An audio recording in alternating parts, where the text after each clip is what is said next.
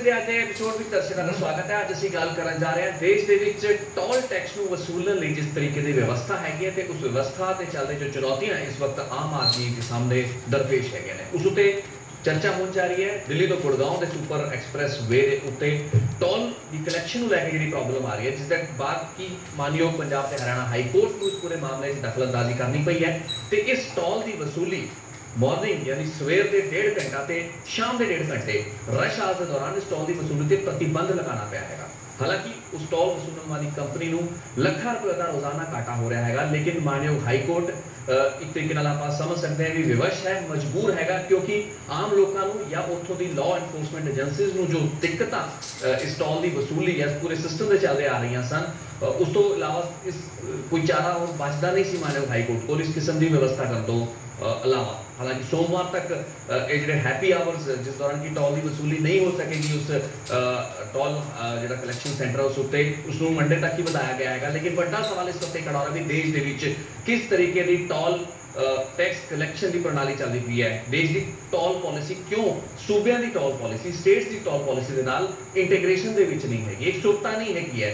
साडा कुछ खास मेहमान जुड़ रहे इस गलबात अगे वधाउण लई गुड़गांव एक्सप्रेस हाईवे के नाल जुड़े हुए बेहद अहम खास मेहमान साडा रोहित खन्ना साहब मौजूद है, जो कि काउंसल है, वकील है, DSCL Delhi Gurgaon super connectivity express जो हाईवे लिमिटेड हैगी कंपनी, जो कि इस पूरे विवाद के केंद्र में एक तरीके हैगी है। तो इस कंपनी ने मानयोग हाई कोर्ट को अपील की थी क्योंकि उन्होंने दिक्कत आ रही सी टोल की वसूली के उन्होंने दिक्कत आ रही सन, उत्थे लॉ एंड ऑर्डर प्रॉब्लम को लैके कुछ गल्लां बातां ऐसियां सन जिसके चलने कंपनी को मजबूर होना पाया हाई कोर्ट का दरवाजा खड़काउण दे विच।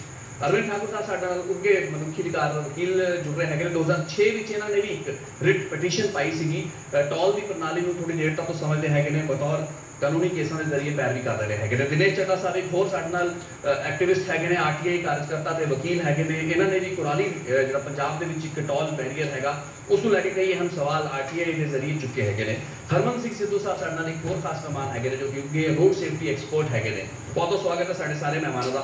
सब तो पहला रोहित खन्ना साहब मैं तुहाडे तो शुरुआत करना चाहूँगा, तुहाडी कंपनी को लाखों रुपए का घाटा डेली हो रहा है, ये पूरी समस्या क्यों सामने आई हैगी है? असं समझ सकते हैं साडी सिस्टम के बहुत प्रॉब्लम्स है उत्तों लैके थले तक, लेकिन एक कंपनी लाखों रुपए का घाटा बर्दाश्त कर रही हैगी है। उस तो पहला लोगों ने बहुत खमियाजा चुकया है उस टोल व्यवस्था के किस तरीके स्मूथ ट्रैफिक फ्लो के जो टोल बैरीयर सीगा एक बॉटलनेक खुद बन के रह गया, जो कि इसका काम सीगा फैसिलिटेट कराना लोगों के राह को होर पतला करना। सर तुसी एप्रीशिएट करोगे जी टोल प्लाजा खुद एक नया कंसेप्ट है इस कंट्री ਲਈ। ਇਹ ਕੰਸੈਪਟ ਹੈ ਜੀ ਪਬਲਿਕ ਪ੍ਰਾਈਵੇਟ ਪਾਰਟਨਰਸ਼ਿਪ ਦਾ। ਇਹਦੇ ਵਿੱਚ ਦੀ ਕੰਸੈਪਟ ਇਜ਼ ਲਾਈਕ ਦਿਸ ਕਿ ਜੋ ਕੰਮ ਗਵਰਨਮੈਂਟ ਨੇ ਕਰਨੇ ਸੀ ਸੜਕਾਂ ਬਣਾਉਣ ਦੇ इंफ्रास्ट्रक्चर क्रिएट करने दे वो एक प्राइवेट कंपनी करेगी एंड प्राइवेट कंपनी जो जब सड़क बनाएगी उसके लिए जो इंफ्रास्ट्रक्चर प्रोवाइड है जो मेंटेनेंस है वो प्राइवेट कंपनी करेगी, जो काम गवर्नमेंट को करने चाहिए थे। जब प्राइवेट कंपनी कर रही है तो उसके लिए वो कुछ अपनी जो पैसा लगाया जो इंफ्रास्ट्रक्चर लगाया जो मेंटेनेंस है उसके लिए टोल के राही मेक द रिकवरीज। ये प्रोजेक्ट बहुत उम्दा एक नया प्रोजेक्ट है और बड़ा बहुत ही फर्स्ट क्लास इसका कंसेप्ट है। मुश्किल कहाँ पे आ रही है जहाँ पे स्टेट गवर्नमेंट एजेंसीज को एग्जीक्यूशन में और कोऑपरेशन की जरूरत आती है। अगर आप मतलब कंपनियों को या जो टोल कंसेशन है जिसने सड़क बनाई जिसने इंफ्रास्ट्रक्चर दिया वो चाहे ये कंपनी है Delhi Gurgaon super connectivity expressway या कोई और कंपनी हो सकती है, पर आपको ये देख के चलना है कि ये एक जो कंसेप्ट है उसकी एक सड़क बना के छोड़ देना इज नॉट रिजल्ट, उसको मेंटेन करना, उसको चलाना, उसको टाइम पर टाइम उसको एग्जीक्यूट करना और बढ़ते ट्रैफिक को मद्देनजर रखते हुए इंफ्रास्ट्रक्चर प्रोवाइड करना, उसके लिए एक जो प्राइवेट प्लेयर है वो सारे काम खुद नहीं कर सकता। उसके लिए ये पहले भी आइडेंटिफाई हुआ है कि government agency national highway authority of India जिसका डिज़ाइन होता है, जिसकी कंसेशनर ये कंपनीज हैं जिसकी अंदर लाइसेंस के अंदर ये लोग ये सड़क बनाते हैं या एक्सप्रेसवे बनाते हैं। स्टेट गवर्नमेंट जिसके पास इंफ्रास्ट्रक्चर फैसिलिटीज़ है, जिसके पुलिस इनके कंट्रोल में है और बाकी टोलिंग क्या होनी चाहिए, कितने पैसे मिलने चाहिए, कितने पैसे कलेक्ट करेंगे, वो सारी स्टेट गवर्नमेंट उनकी हेल्प चाहिए। और third and important ministry of surface transport जो ये पॉलिसीज इम्प्लीमेंट कराती हैं और जो बनाती हैं। अब मुश्किल यहाँ पे सब ये है कि हमें एज ए कंपनी हम अकेले पूरा प्रणाली को नहीं चला सकते। आपको फैसिलिटेट करने में दिक्कतें आ रही हैं, स्टेट पुलिस हो, स्टेट गवर्नमेंट हो। बिल्कुल ठीक है। अब जरूरी छोटी छोटी बुनियादी बातें हैं, जैसे टोल प्लाजा के लिए एक प्रणाली के अंदर क्वेश्चन मार्क रेज करती है। जैसे एक पुलिस हेल्प की जरूरत है। हम जब गवर्नमेंट के पास गए, उनको बोला कि साहब हमें टोल प्लाजा चलाने में जहाँ जहाँ कंप्यूटर्स की मुश्किलें आ रही है, हम एक कंप्यूटर को चला नहीं कर सकते, और ओवर स्पीडिंग हो गया या लेन क्रॉसिंग हो गया या अननेसेसरी स्टॉपिंग हो गया, हमें आगे पुलिस हेल्प चाहिए। और जब गवर्नमेंट ने रिपीटेड रिमाइंडर्स के बाद पुलिस ने एक्शन नहीं लिया, we had to come to the court.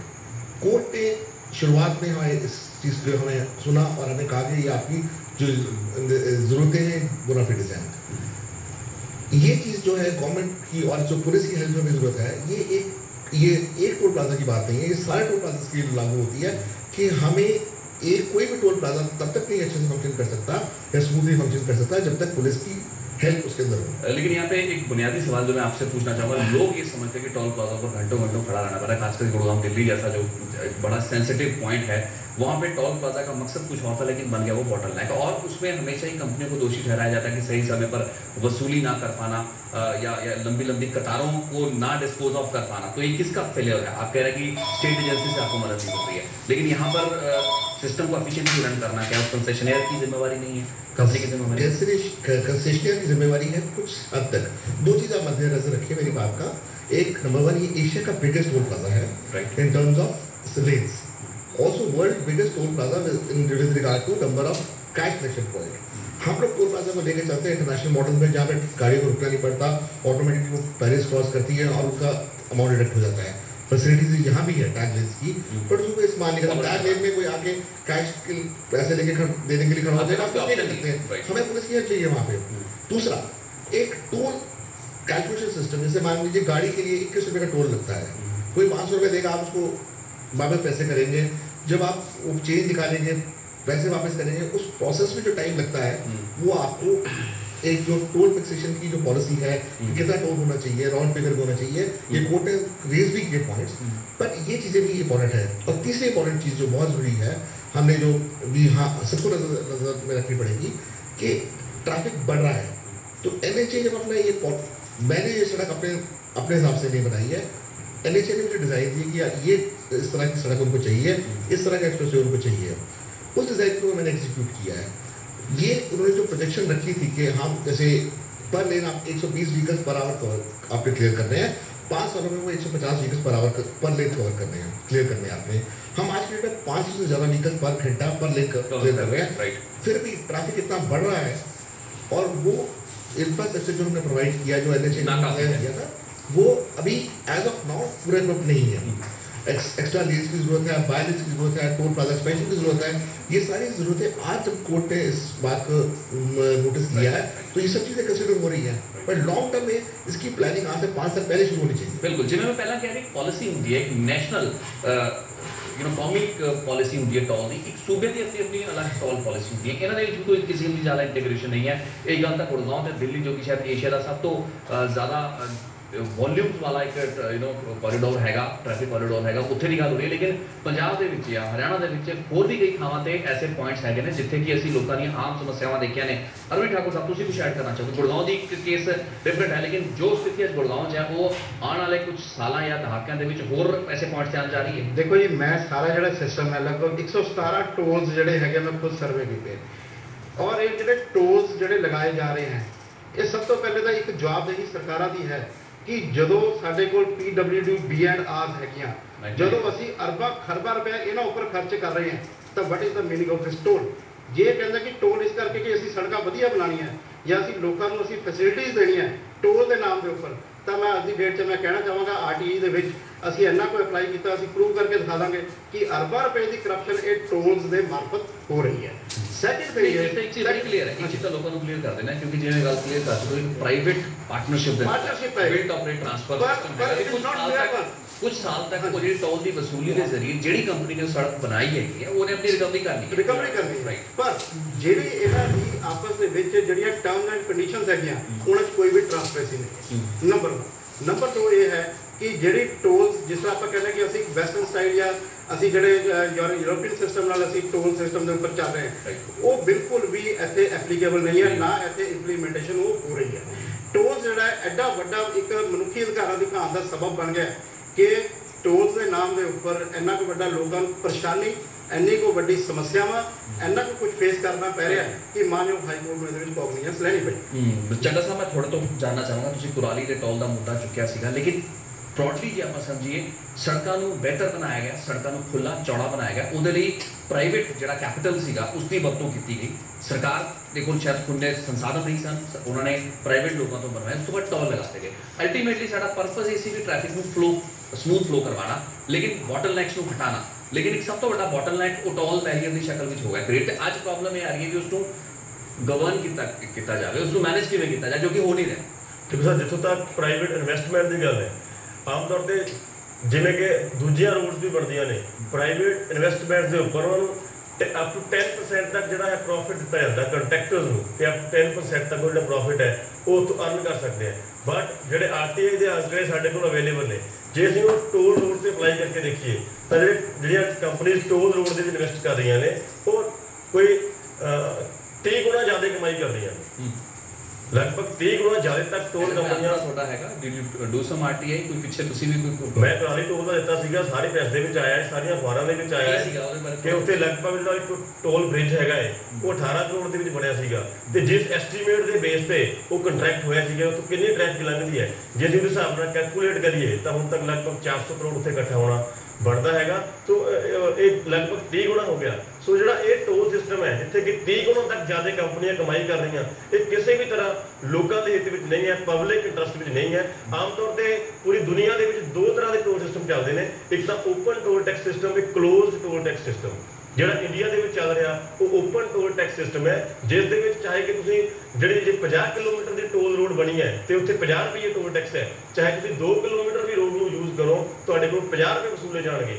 ਜਿਹੜਾ ਕਿ ਕਲੋਜ਼ ਟੋਲ ਟੈਕਸ ਸਿਸਟਮ ਹੁੰਦਾ ਉਹਦੇ ਵਿੱਚ ਜੇ ਤੁਸੀਂ 2 ਕਿਲੋਮੀਟਰ ਯੂਜ਼ ਕਰਦੇ ਆ ਤਾਂ ਤੁਹਾਡੇ ਕੋਲ ਦੇ 2 ਰੁਪਏ ਵਸੂਲ ਕੀਤੇ ਜਾਣਗੇ। ਰੈਸ਼ਨਲਾਈਜੇਸ਼ਨ ਦੀ ਪ੍ਰੋਬਲਮ ਹੈ, ਰੈਸ਼ਨਲਾਈਜੇਸ਼ਨ ਦਾ ਪ੍ਰੋਬਲਮ ਪਤਾ ਨਹੀਂ। ਟੋਲ ਟੈਕਸ ਸਿਸਟਮ ਜਿਹੜਾ ਇੰਡੀਆ 'ਚ ਅਪਲਾਈ ਹੋਣਾ ਚਾਹੀਦਾ ਹੈ, ਇਹਦੇ ਰਿਗਾਰਡਿੰਗ दोबारा मगर बिल्कुल हरबंस सिद्धू साहब बतौर एक रोड सेफ्टी एक्सपर्ट होने नाते जिवें पहला गलती टोल सिस्टम या टोल जो बैरीयर्स है वो अपने आप एक बॉटलनैक है, बॉटलनैक बन गए हैं जो कि सोचा नहीं गया सी, कल्पना नहीं की गई सी भी की कोई होर बैटर तरीका हो सकता सीगा या इंसाज किया जा सकता है भी टोल की कलैक्शन अज एक एडा वड्डा इशू हैगा भी एक कंपनी को ਲੱਖਾਂ ਕਰੋੜ का घाटा हो रहा है तो दूसरे पास एलीगेशन ये भी लग रहे हैं कि कंपनी का अपनी जी तयशुदा उन्होंने प्रॉफिट मार्जिन है उस तो 3 गुना ज़्यादा ऑलरेडी कई थावां ते कमा चुकी ने।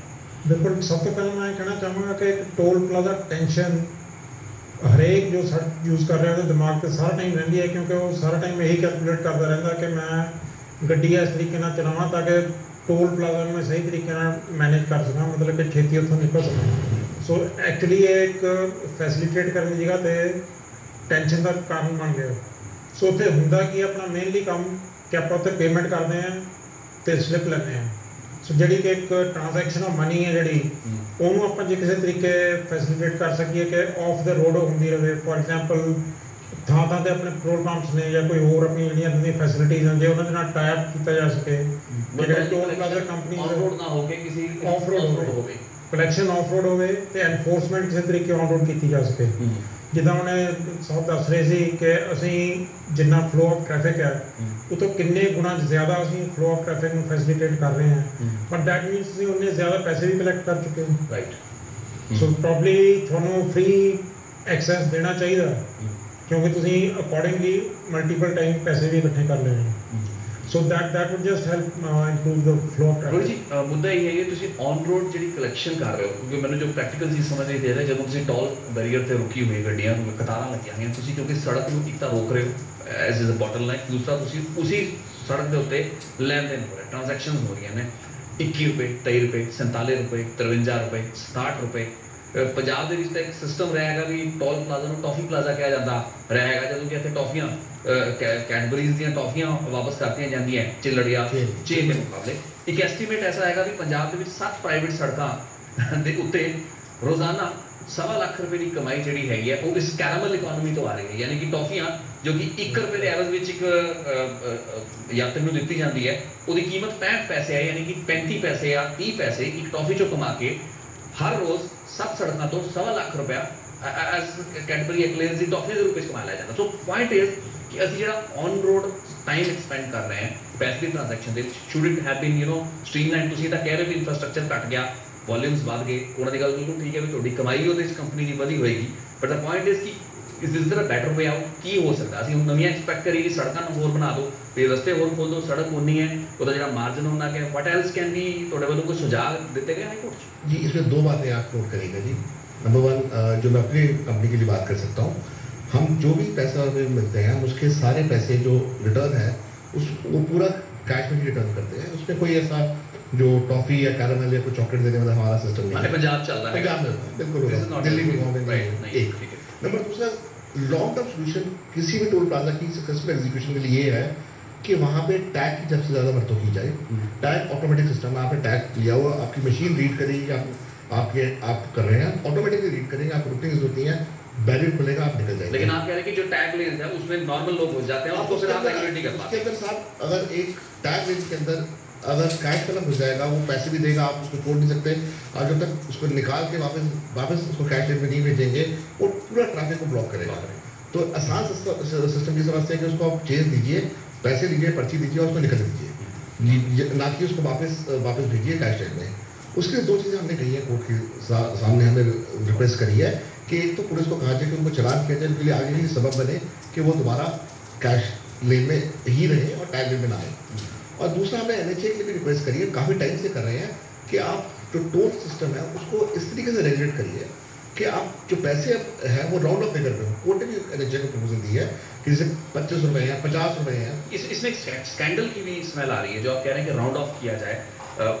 Can concessionary not do its on it own? हम नहीं करते, NHA और गवर्नमेंट ही करेगी जो वो नॉमिनेट करती है, जो वो कहती है कि आपने 23 रुपए कलेक्ट करने हैं, हम 23 रुपए 50 पैसे नहीं कलेक्ट कर सकते। लेकिन आपको लगता है कि 2, 3, 1 रुपए की वजह से बहुत ज्यादा नुकसान है, बहुत ज्यादा टाइम की जो टाइम की वेस्टेज है, आप कम कर दीजिए, 23 से 20 कर दीजिए, तो राउंड फिगर कर दीजिए। कोई नहीं कह रहा आपको कि आप 23 को 30 करिए, आप 23 को 20 कर दीजिए, 23 को 25 कर दीजिए, और ये पैसा सारा एस्ट्रो फॉर्म में जा रहा है, कंसेशन अपनी जेब में नहीं डाल रहा। सारी की हर टोल जो भी व्हीकल से कलेक्ट हुआ है उसकी अकाउंटेबिलिटी है, एस्क्रो रिकॉर्ड में गवर्नमेंट के पास जा रहा है, उसमें NHA municipal corporation of Delhi toll concession है, पहले गवर्नमेंट ड्यूज क्लियर होंगे, गवर्नमेंट के जो NHA के उसके अंदर फंड्स हैं वो क्लियर होंगे, जो फाइनेंशियल बॉडीज के फंड्स हैं वो क्लियर होंगे, और जो पैसा बचेगा वो कंसेशन के पास आता है। और देयर आर प्रॉफिट्स इन्वॉल्वड। ये तो नहीं, प्रॉफिट तो है, एक प्राइवेट कंपनी कर रही है, बट प्राइवेट कंपनी का अगर इस कंपनी ने 1400 करोड़ में लगाए इंफ्रास्ट्रक्चर प्रोवाइड करने में, और ये कंटिन्यूसली एक्सटेंड हो रहा है बिकॉज ऑफ एक्स्ट्रा फैसिलिटीज जो प्रोवाइड करनी पड़ रही हैं, या एक्सपेंशन हो रही है, या मॉडर्नाइजेशन हो रही है, प्लस आपको डे टू डे मेंटेन करने के लिए, तो वो पैसा तो कहीं से रिकवर होगा। प्रॉफिट एलिमेंट तो है, आई डोंट डिनाई कि प्रॉफिट एलिमेंट होना भी चाहिए, और होना भी चाहिए। गवर्नमेंट इस बात को मानती है कि आपको प्रॉफिट एलिमेंट होना चाहिए, बट जो टोल इंफ्रास्ट्रक्चर है, जो टोल स्ट्रक्चर है, ये गवर्नमेंट डिसाइड करती है, कंसेशन डिसाइड। अब गवर्नमेंट है कौन? प्रॉब्लम इज दिस, गवर्नमेंट है कौन? जब 2006 में मैंने रेट फाइल की, गवर्नमेंट NHA भी गवर्नमेंट है, मिनिस्ट्री ऑफ सरफेस ट्रांसपोर्ट वो भी गवर्नमेंट है, स्टेट पुलिस है वो भी गवर्नमेंट है। मतलब कि प्रॉब्लम ये है कि आपस में कोऑर्डिनेशन की जो कमी है, इन्हीं को ज्यादा मतलब कि मुसीबत है, इस वजह कारण बन गई है कि टोल एक तो खुद ही मुसीबत है।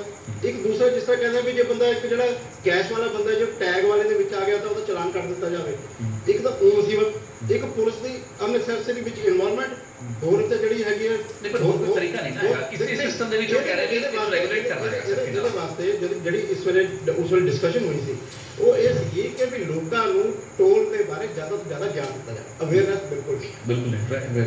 ਔਰ ਲੋਕਾਂ ਨੂੰ ਇਹ ਨਹੀਂ ਪਤਾ ਕਿ ਵੀ ਟੋਲ ਹੈ ਕੀ ਬਲਾ, ਸਿਰਫ ਟੋਲ ਨੂੰ ਇੱਕ ਮੁਸੀਬਤ ਦਾ ਕਾਰਨ ਸਮਝਿਆ ਜਾਂਦਾ।